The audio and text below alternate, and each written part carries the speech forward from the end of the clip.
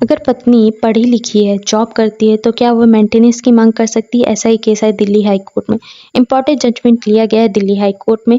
Case के fact समझ लेते हैं। केस में हुआ क्या, पति पत्नी शादी करते हैं, पति पत्नी का एक बच्चा भी होता है, बट दोनों चाहते हैं कि वो अब अलग रहें। तलाक की मांग की जाती है, बट बच्चे की देखभाल करेगा कौन, यही क्वेश्चन आता है। तो फैमिली कोर्ट का कहना है कि बच्चे की देखभाल कौन करेगा। तो निर्णय लिया जाता है कि पत्नी करेगी, उनकी माता करेगी। 40,000 दिया जाएगा बच्चे की देखभाल के लिए। तो वह पिटीशन फाइल करती है दिल्ली हाई कोर्ट में। पत्नी का कहना है कि ये तो ओनली खर्चा मेरे बच्चे का है, बच्चे के खर्चे इतने ज़्यादा हैं कि मैं अपने खर्चे नहीं निकाल पा रही हूँ। मतलब उसकी फीस, उनका खाना खर्चा इतना ज़्यादा है कि मैं अपने खर्चे निकाल ही नहीं पा रही हूँ। तो उनका कहना है कि जो 70,000 है, 70,000 भी मेरे खर्च के लिए मुझे दिए जाए। मतलब मेरा खर्च 70,000 रुपये, बच्चे का खर्च 40,000 रुपये, और दोनों मिलाकर समथिंग 1 लाख रुपए वो पर मंथ मुझे दें। तो दिल्ली हाई कोर्ट का कहना है कि अगर आप इतनी रकम किसी व्यक्ति से मांग रही हैं, तो इसका कारण क्या है कि वह एक यूएस में बैठकर अगर जॉब करते हैं और आप इंडिया में बैठकर जॉब करती हैं, तो इसका मतलब ये नहीं है कि यूएस में रहने वाले व्यक्ति की जो खर्चे हैं और उनकी जो कमाई है इतनी ज़्यादा होगी कि आपको 1 लाख रुपए पर मंथ मेंटेनेंस दे सके। दिल्ली हाई कोर्ट का कहना था। और उन्होंने ये भी हाईलाइट किया कि अगर आप मेंटेनेंस की मांग करिए, ओके, आपका अधिकार है कि आप मेंटेनेंस की मांग करें। आप जॉब भी करती हैं और आप स्टडी भी कर चुकी हैं, आप क्वालिफाइड हैं, आप एजुकेटेड पर्सन हैं, आप अपने खर्चे निकाल सकती हो। उसके साथ साथ आपकी जो इनकम है वो 2 लाख रुपए है। आपके पति की इनकम कितनी है? $7,000। और आपकी इनकम क्या है? 2 लाख रुपए पर मंथ। उनकी भी $7,000 पर मंथ है।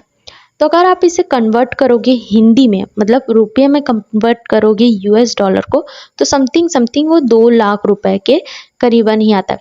मतलब ऐसा नहीं है कि आप जितना कमा रही हैं ना, वो भी उतना ही कमा रहे हैं। और पति का यह भी कहना है कि जो हम पैसा कमाते हैं, मतलब $7,000, ओके, मेरी जो इनकम है मैं 40,000 रुपये इंडियन रुपीस में उनको भेजता हूँ। मैं उसके लिए कुछ भी ऐसा नहीं बोल रहा हूँ कि मैं नहीं देने वाला, बट मेरे खर्चे इतने ज़्यादा है वहाँ, मतलब यूएस में अगर आप रहोगे तो खर्चे तो होंगे ही।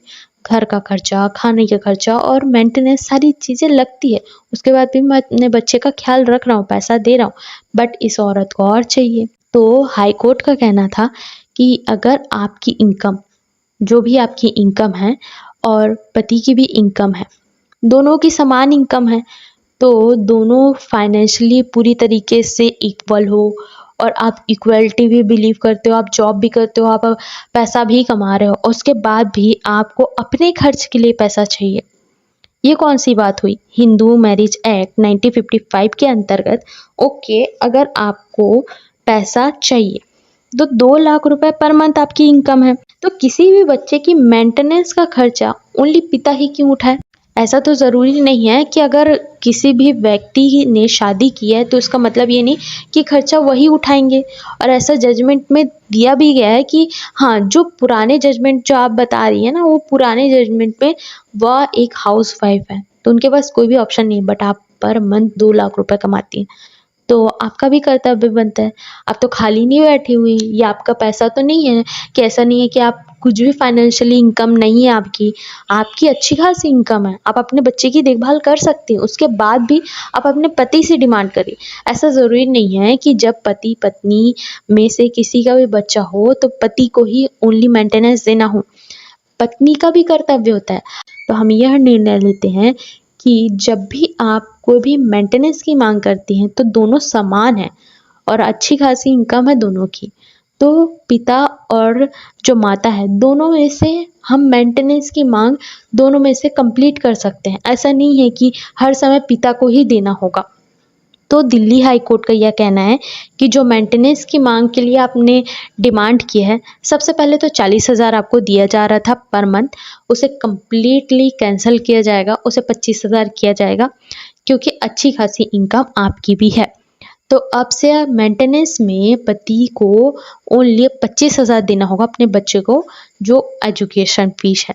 यह निर्णय लिया गया दिल्ली हाई कोर्ट द्वारा।